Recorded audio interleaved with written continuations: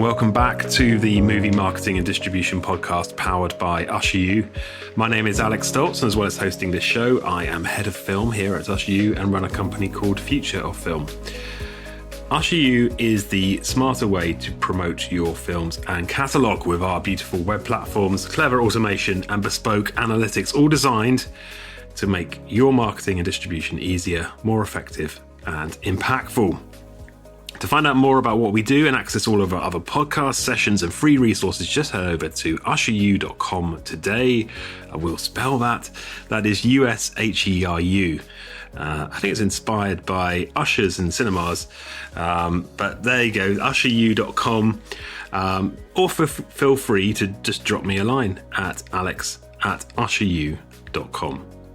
So, on this show, as regular listeners know, it's my job to speak with leading executives about all aspects of the business of getting movies, getting films to audiences, and sharing these insights with you. In this rapidly changing entertainment landscape, we are looking at the new audience development, distribution, and marketing strategies that are being adopted, what are proving effective, and which ones, what are the time-tested techniques that are still working and still bringing in audiences. So it's my pleasure to welcome to the show, Michael Matrenza. Thank you very much. Michael has over 14 years of experience working in distribution in Australia and currently heads up marketing for Madman Entertainment across theatrical, home entertainment and streaming platform DocPlay. With a passion for collaborating with local filmmaking teams to define audience strategies, I certainly like to talk about that, and finding local audience for international cinema. Some of Michael's favourite campaigns include, and I'm just going to pick a couple of ones here, highlights, Parasite, The Death of Stalin, Searching for Sugar Man, and The Killing of a Sacred Deer. Michael, a proper welcome to the show. Thrilled to participate. Thanks for having me. Yeah, pleasure. It's great to have you here. I'm really looking forward to chatting, catching up. It's been a while since we spoke, but just to hear about, I think actually the last time we spoke, we were right in the middle of lockdown, I think, weren't we? I don't know if it was the first or second lockdown, or third, I can't remember, but it all blurs into one after a while, doesn't it? But how are things right now in the market in Australia? Yeah, look, it's a very interesting time here in Australia. Obviously, depending on which part of the country here in Australia you're in, you've seen 2, 3, or in our case in Melbourne, 7 lockdowns. So, that time was very interesting, of course, for film content, and of course, in particular for cinema content. So we're obviously at the back end of cinema closures and that sort of thing now. And, it's interesting where of course everybody sort of hoped that things would magically go back to the ways before COVID and things would reset quite quickly. But of course, that's not how the world works. And we're, I think, in an interesting time where things are sort of gradually maybe going back to a sense of normalcy, but there's definitely lots of lingering effects and different sort of audience behavior that we're seeing in the time now that cinemas are back open consistently. Yeah.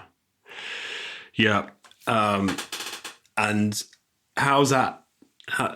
Dive right in here. How's that affecting your business in terms of your strategy and how you think about the releases for your films?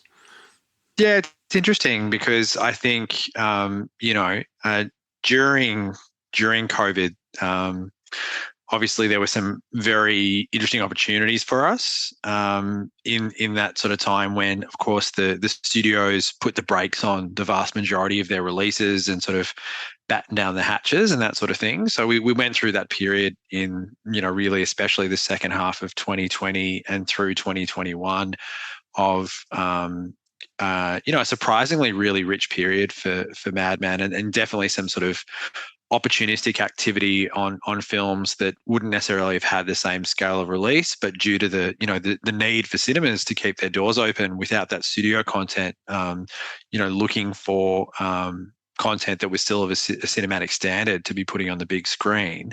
And obviously a company like Madman, which is less beholden to sort of global studio release dates, we were able to sort of, provide a lot of that content during that period. Whereas now I think, all the major distributors and studios are obviously back to, for the most part, sort of full release slates. So it is definitely a tricky time, I think, at the moment for independent, upmarket, limited release content in the cinema, because obviously it's a very crowded landscape, and certainly naturally for some audiences, there's been some reticence to return at least at the same frequency with which they were visiting the cinema before. So it's been definitely a challenging time for things like limited release, foreign language art house, and some documentaries.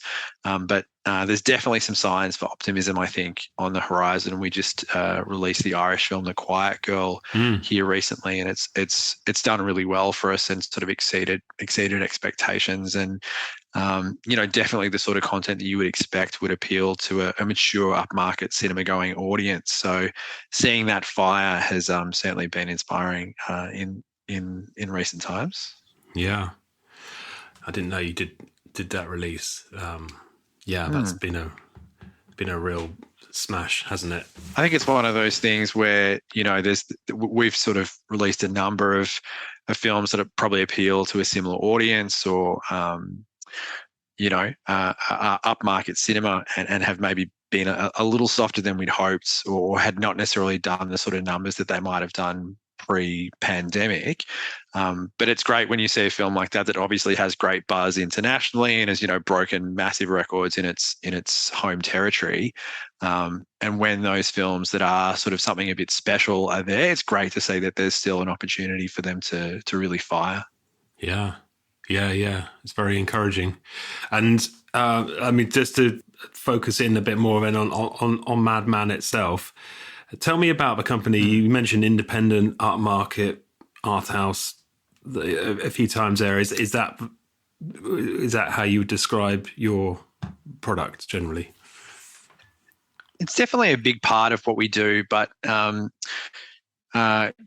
active across every channel that people consume film and television content on. We're very active, obviously, with theatrical releases, but of course, home entertainment, whether it's transactional or streaming. We have our own streaming platforms in DocPlay and Garage. DocPlay being a documentary streaming platform, and Garage being adventure sports content. So it's pretty diverse, and we definitely do a lot of different content for a lot of audiences. Everything from, we did Bill and Ted 3, we did Parasite, we did My Little Pony, the movie, a few years back. So it's definitely diverse. But if we had to sort of have a positioning statement, or like something we try and hark back to that's sort of at the core of what we do, we always talk about our job being to connect audiences with remarkable content. We use that word remarkable quite a bit. And I guess that really speaks to trying to find content, at least our sort of core mission when it comes to the content we seek to represent is content that has a meaningful impact on audiences, and sort of is something that they will want to have conversations about beyond the 90 or 120 minutes that they're staring at the screen for, and something that really sticks with them. Yeah. Looking at some of those films you have released, some of your favorite campaigns like Parasite and Death of Stalin and so on, do you often have to, or not have to, but decide to reposition the film a little bit for the local market? I was talking with a German distributor on the show recently, and she was saying about how they'd often take reposition the materials and everything for their local market. Is that something you often do? It is, yeah. It obviously, I think, depends often what the film's initial territory or where its point of origin is, and also I guess even intricacies down to where the international sales agent is based in terms of like which territory we've acquired the film from. But there's definitely, I think, certain markets that Australia probably shares a bit more of a sensibility with audience-wise than others. I mean, obviously, the vast majority of materials that we're getting on international titles in Australia, they come from, we take materials from other English language territories often. So you're usually talking about campaign materials that originate out of the US or the UK. I think Australia has quite an aging population. So often we find that some of our audiences or our target audiences, we're maybe trying to skew a little older here.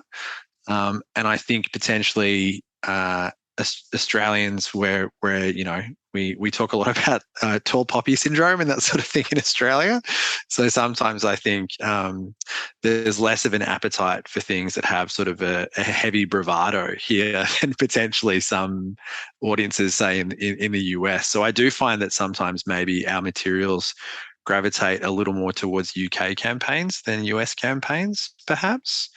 But it is very much title dependent and also depends very much on, what the distributor's like that's taking it out to market in those other territories and what their sensibility is. We work with some great partners in the US that I think have a very like-minded approach to content. Like, in the past, we've done a lot of content with that Neon represent in the States, or A24 or Sony Pictures Classics. And, often we see amazing materials come from some of those partners, along with, of course, partners in the UK like Curzon that we work with on a regular basis too. In the introduction, you also mentioned about obviously working with local products and local filmmaking teams. And how do you like to collaborate with those filmmakers? Yeah, I mean, it's something that a lot of us in the marketing team at Madman and beyond, I think are super passionate about. And certainly our CEO, Paul Weigart, is very passionate about local content. I think for us as marketers, it's really just the joy of getting to craft a strategy and define audiences and define how a film is going to be positioned for the very first time, and working on those initial materials and really working from the ground up. I mean, we love working with the international films that we get to represent, but of course, in those cases, they're coming with a lot of existing materials and certainly an existing sensibility. Often, even from audiences here, have an existing awareness by the time we're going into campaign. Whereas, obviously, for local films, we really can determine everything about its pathway to audience from scratch, which is great. And for me personally, having that opportunity to collaborate really closely with the filmmakers themselves and try and get that shared vision between how we're going to take their films to audiences, and make sure that it really does actually line up with the vision that they had for the film itself when it was being made. Do you get on board at script stage for some of those?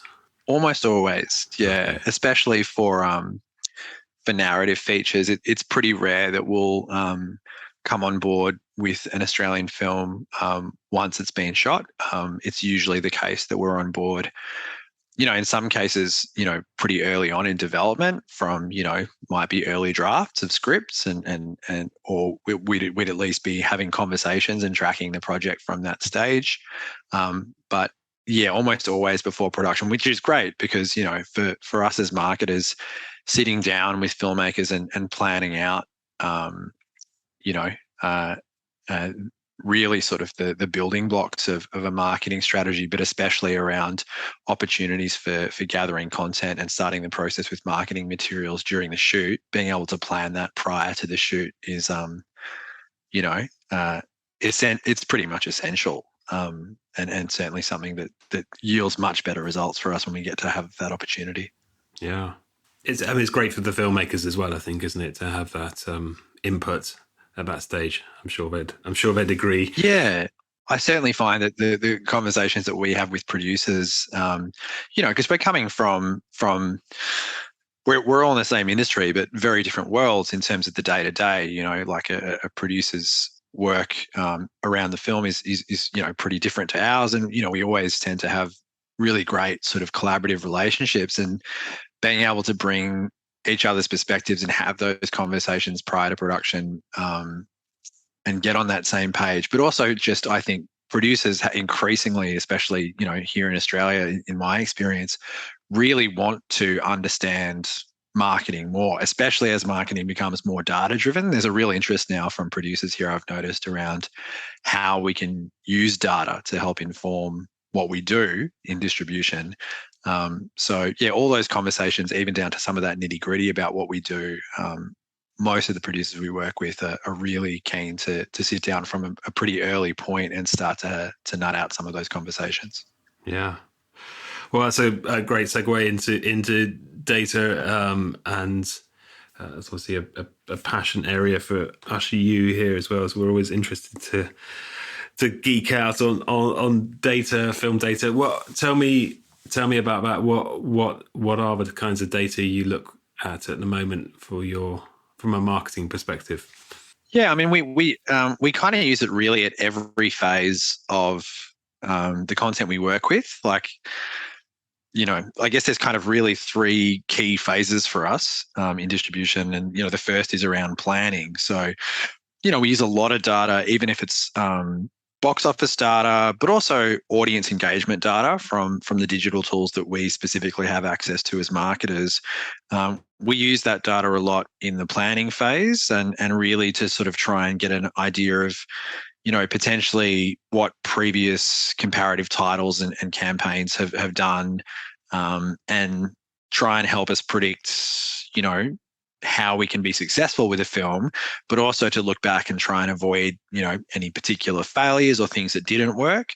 But also, of course, we use that data, especially the box office data, to give us a pretty realistic sense of an opportunity with a film, which, can help inform things like campaign budgets and the like. Of course, we use a stack of data in the actual execution of our campaigns. And the great thing about that, especially in recent years, is how much of that is now live data. There's nothing more that I love as a marketer than looking at a live dashboard mid-campaign. It's always fun. So, working not only with dashboards for our own campaign data, but also increasingly working for our theatrical releases really collaboratively with our exhibition partners, because obviously they hold so much of the first-party data when it comes to actually, how people buy tickets, when they're buying tickets, who they are, who the people are who are buying tickets. And then I guess the last phase really is around campaign analysis. So, it's really important, obviously, for us to go back and look at all the data we've gathered during campaigns and try and see why something worked or why it didn't, or, if there were particular things that were strong and others that weren't during a campaign, so that can feed back into that, that planning process the next time out. So, we're using data from really as many sources as we can get, whether it's first-party data from our own websites, data that's shared from our exhibition partners, of course, campaign data from our digital marketing tools, and obviously, of course, there's no shortage of data from all the social media platforms that you can access. And that's obviously just for our sort of distribution style releases. Once we start talking about our streaming platforms that are in-house, DocPlay and Garage, everything is data driven with those. Like we obviously have all the first party data for those platforms, so we can, really see everything that's going on with our subscribers and our content on platforms. So, we're constantly looking at data for those. Yeah. So you have that direct relationship with the audience with those platforms. Yeah, which has been a really interesting thing, especially, in theatrical distribution. For a long time, it was very little data, I think, available to distributors. And I think attribution and measuring success in your marketing campaigns was really challenging. But, really, I think in recent years, working directly with exhibition, there's been a lot more sharing of data that's happened, and I think that increased again during COVID as well. And so, the vision that you have as a marketer working on cinema releases to actual consumer data, I think is getting better and better all the time, which is, only going to help inform decisions and budgets and that sort of thing. You're listening to the Movie Marketing and Distribution podcast powered by UsherU. How is your marketing strategy right now? Are there areas you want to improve? Or perhaps you are looking for some fresh inspiration and ideas on how to remain ahead of the curve? Well, the UsherU Marketing Scorecard is a completely free resource to identify your marketing strengths and opportunities in less than 5 minutes. Head over to scorecard.usheru.com and you'll receive a personalized report on your marketing, what's working well, areas of improvement, and quick wins to boost your 2022 planning. So that's scorecard.usheru.com. Score your marketing today with UsherU at scorecard.usheru.com. And now back to the show.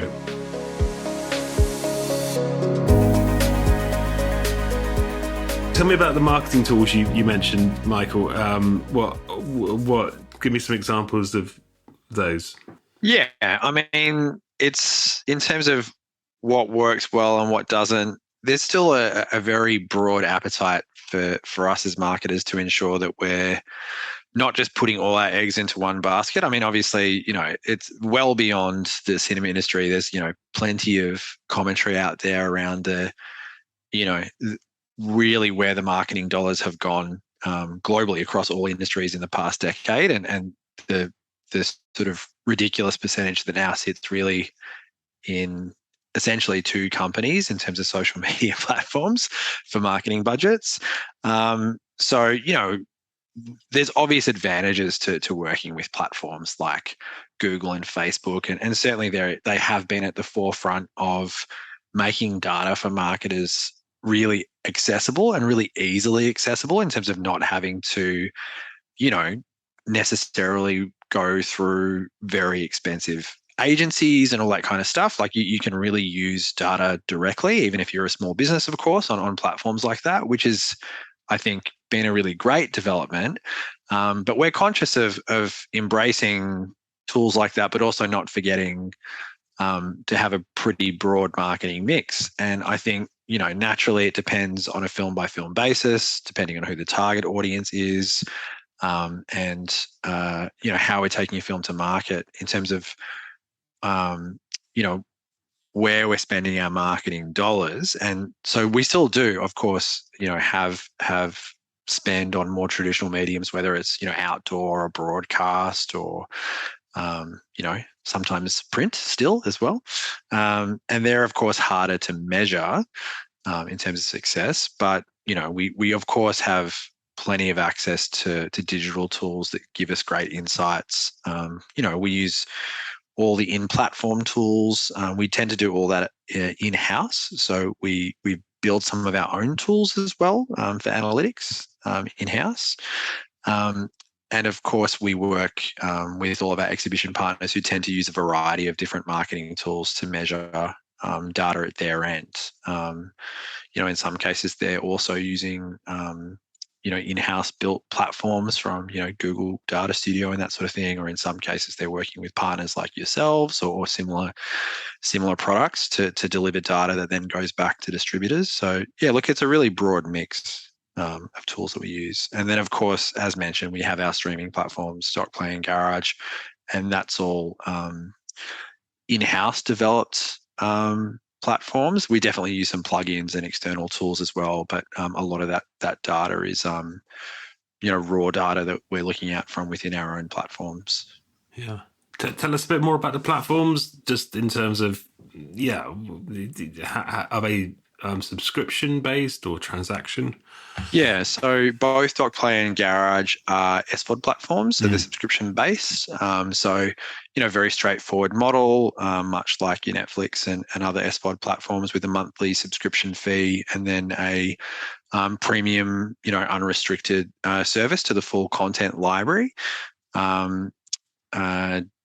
DocPlay is the one, I guess, probably that plugs in most directly in terms of its content library to be similar to what we do, I guess, as Madman as a distributor, because a lot of the docs that end up on that platform are documentaries that Madman has distributed, in some cases theatrically or on other home entertainment platforms.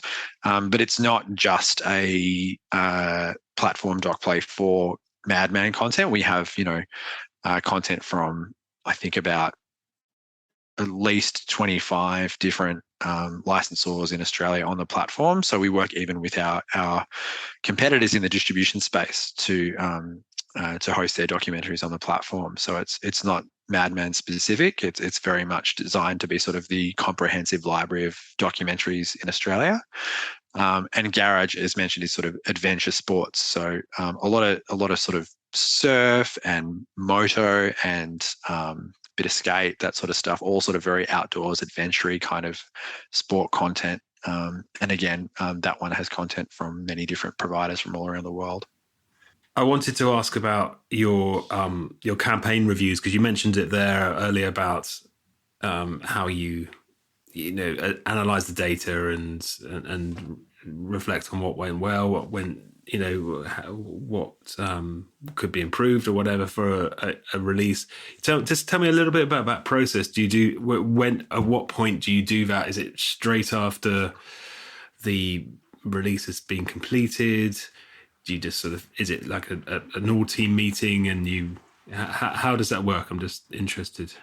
Yeah, we tend to catch up, I guess, once the dust has settled a little bit. I mean, obviously, in an ideal world, if a film's working well, it's got a nice long tail. So, there's still interesting learnings and interesting sort of, things to look at, even in terms of sort of week to week box office drops and stuff like that. Sometimes well into the second month of release and that sort of thing. So yeah, we tend to sit down for our major campaigns as a team a couple of months or thereabouts after release and analyze every aspect of the campaign. So not just marketing and the data that we have available to us, but our sales strategy, our creative, every aspect of campaign. So we try and do that for all of our key releases, and of course, especially our local releases. But I think there's, in addition to those sort of more formalized processes, I think we try and feed in campaign review and reflection, especially around data, on a much more regular and informal basis as well. I mean, especially like I was talking about before, in terms of the ability now to access a lot of live data mid-campaign. We review things on a micro level as well, like even in terms of particular assets that we're putting out into the campaign and seeing what's performing, what's not. Sometimes mid-campaign we might see things that indicate a different audience than expected is really connecting with the content, or an audience that we had hoped would connect with the content is not. And we'll use that data mid-campaign to review our strategy and, potentially tweak our creative or tweak our spend or tweak what channels we're using.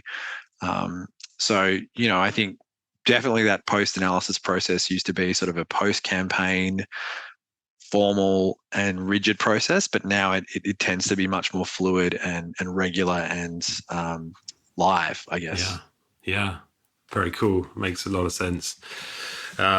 Which are there any campaigns that come to mind where something hasn't worked as you'd hoped it had, or a particular insight that you got from during the campaign or after the campaign, which you're like, well, that's something which we can change for next time, or any particular sort of lessons learned?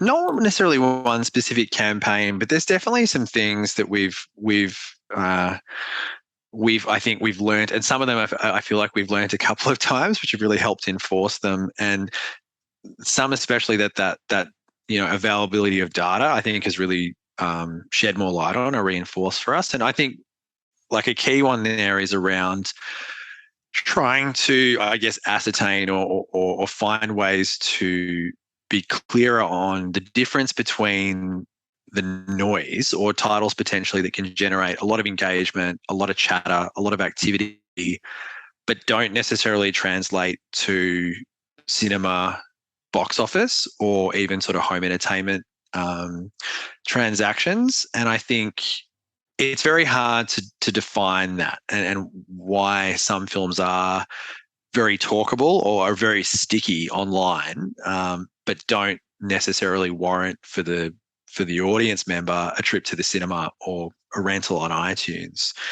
But I do think we're learning more and more about that. And there's some really obvious things that we found in terms of like, obviously it's always considered a really great selling point for a film to have a big star attached or somebody with a really strong online profile that people are very familiar with. But we've learned on some campaigns that actually can be a distraction if they're not the right person for the content, or the audience that actually would consume that sort of film aren't necessarily the people that have a natural affinity with that person. So, we've had films in the past with, potentially crossover talent from music world or people who are, just really sort of large online profiles, but haven't necessarily seen it translate into cinema tickets, and I think that's one thing that it's kind of a classic, I guess, concept, this idea that, well, really for people to attend the cinema, it's a commitment and it has to be must-see cinema. It can't just be sort of something they would see on a whim. It's got to be something they would want to prioritize. And so I think that's something that we've always known, but it's been interesting, now that we have access to much more data, I guess trying to pinpoint what that is and who those people are. Like if we have a particular cast member in one of our films, like can we see from similar titles or other stuff they've done that, yes, there's going to be a lot of noise, but it's not necessarily going to translate and be something that people prioritize to see at the cinema. And I think that's something that's become much more important in the past 2 or 3 years, because one thing that we've very much noticed during and post-pandemic is people have become much more risk averse about going to the cinema. It feels like a bigger deal, or it certainly did, obviously, in 2021. It's a bigger deal for people to go out to the cinema. So they really need to know that what they're going to see is something that they have to see at the cinema. It's not something that they can just, watch on a whim. It needs to be something that's, not the sort of second, third, or fourth choice. It has to be their number one choice for that month for what they want to see. So, yeah, I think just more and more learnings about what attributes of a film or what elements of a film or selling points of a film are indicating that it's going to be cinematic. I think that's been an interesting one for us. Yeah. And then obviously then that will trickle down to your acquisition decisions, I suppose, and then that decision whether to go theatrical. Do you on some titles go direct to streaming now? Definitely, yeah. We always have sort of had a very sort of broad acquisition strategy to acquire content specifically for different platforms. We probably release on average in a given year across, let's say, the past sort of 5 or 6 years. The last couple obviously a bit different, but certainly sort of in pre-pandemic times, looking to release roughly sort of 20 to 25 films in cinema a year. But for home ed, for example, say on transactional services like iTunes, we're putting out about somewhere between 5 and 8 titles a month. So we've definitely got quite a few titles that are going direct to home entertainment. Must be busy. It's a lot of films. Yeah. Michael, what do you love about your job? I think first and foremost, it's always the content. That's certainly what got me into the industry, and certainly sort of attracted me from a pretty young age towards Madman and wanting to work here. I think we represent some pretty amazing content from really sort of, I guess, top-notch filmmakers. So that's always been first and foremost why I'm here. Certainly, I think in Australia, it's a decent sized territory, but it's not the biggest in the world. So there is still a really solid sense of community within the industry, not just with the people we work at, in terms of, say, filmmakers or other platforms that we work directly with, but even amongst sort of competitors and other distributors and that sort of thing. There really is a great sense of camaraderie in the industry. And when you go to industry functions or conferences and that sort of thing, you really do feel like it's everybody's kind of in the trenches together trying to make it work, which is great. And definitely at Madman, I mean, I've been here for 11 years, and the people are definitely the thing that makes it what it is. Like, there's a stack of people at Madman who have been here for 10 years plus, which I think speaks to the experience. But being able to work with some pretty amazing people, both in marketing and the other teams we work with, makes it good coming to work every day, I guess. Yeah, that's what it's all about, isn't it? And on the flip side, of any particular headaches or heartaches in your role, anything which sort of like, oh, if only we could, there's a way to fix this or solve that particular issue? I think a couple of things at the moment. One is, I guess, knowing what is going to bring back, especially sort of those quality and independent audiences back to the cinema at that pre-pandemic level, and I guess when it's going to happen, that's challenging. I mean, with the sort of content that we represent, as mentioned, it's been a somewhat tricky year this year, and so obviously, seeing people come back with the same freedom and the same frequency for independent cinema is something that's we're all really keen to see happen as soon as possible. And I think the second one, and this is definitely a pre-pandemic issue, but is very much ongoing, is just access to content. I mean, obviously there's been a rapid influx of new players into the marketplace, acquiring similar content to us in the same from the same sources. And so it's, just making sure that we can get access to quality content at the same rate is a challenge for us at the moment, I think. Well, it's been, I've loved talking to you today. It's just given me, such a great insight into, well, your work and the market. How do you feel, Michael, about the future of the industry? No, you don't have a crystal ball, obviously, but of the success of The Quiet Girl, obviously that must give you a lot of encouragement going forward. Yeah, absolutely. And, we've got a bunch of great titles of that ilk and from like really, I guess, top-notch auteur filmmakers. Like we've got Decision to Leave from Park Chan-wook coming through, which I'm hoping can sort of continue that trajectory and see some more of those quality audiences come back in increased rate. But I mean, generally about the future, I'm always fairly optimistic, and I think that exactly how people consume content and what channels they consume it on is always fluid. There's always new platforms and always new ways for people to connect with film content. But the fact that the appetite's always there from audiences is what's inspiring. I think there's been a few things over the past couple of years that have really blown me away and reminded me how much of an audience there is for quality content. Like I think a huge one was we distributed Parasite a couple of years back, and seeing that, do what it did in the award season and win Best Picture and just become sort of a phenomenon around the world. I don't think anybody could have predicted that a film like that would achieve that scale.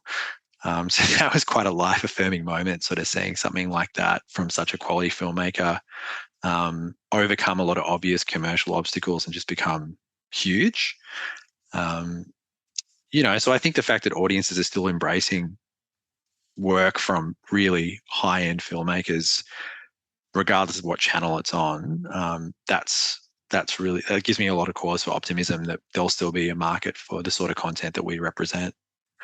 And here in Australia as well, for me, I'm always really passionate about working with local filmmakers, and I think we've had a really great, I don't want to say next new generation because they're not all necessarily super young, but we've had a lot of filmmakers emerge, I think, over the past 5, 6, 7 years from Australia and make a bit of an impact on the global stage at international festivals and the like. So it feels like there's a really strong and rich future ahead for Australian filmmaking over the next decade as well.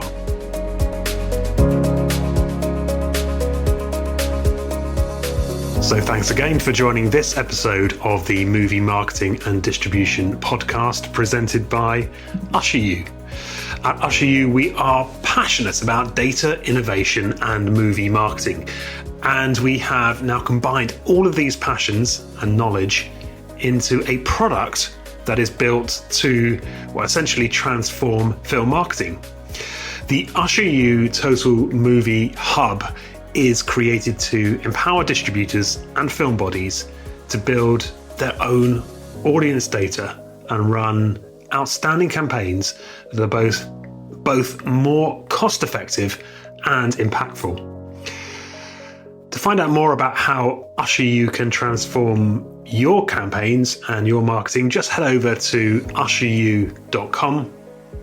You'll also find there more episodes of this show and an extensive selection of sessions and resources on distribution, audience strategy, and film marketing. And if you'd like to book a demo or have any questions, please just drop me a line at alex@usheru.com. I would be delighted to help and love to hear from you. So that's usheru.com, and I will spell that. That's USHERU, usheru.com. Do check it out, and I look forward to welcoming you back to the Movie Marketing and Distribution podcast very soon.